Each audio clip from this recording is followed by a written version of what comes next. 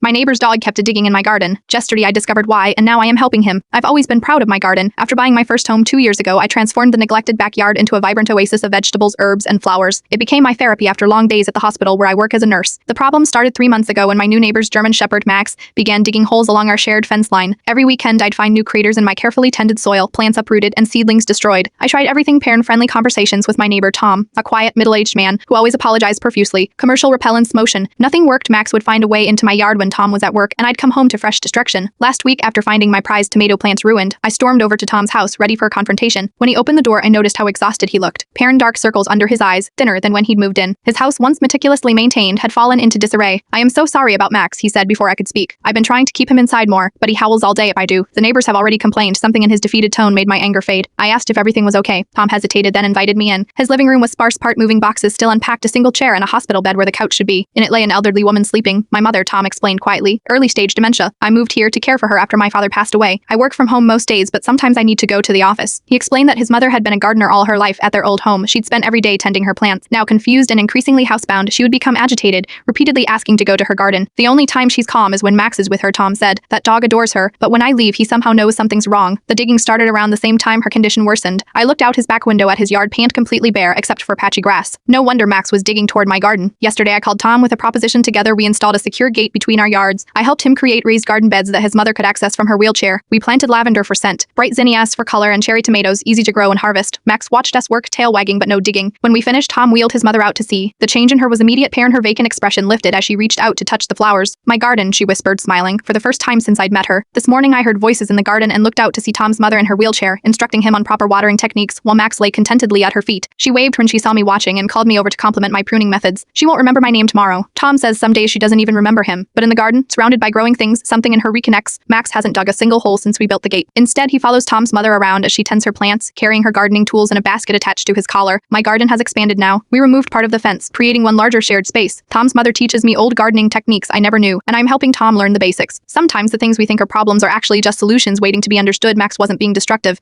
He was trying to build a bridge to something healing. I still work long shifts at the hospital, but now I have garden companions waiting when I return home, and somehow the vegetables taste better when shared.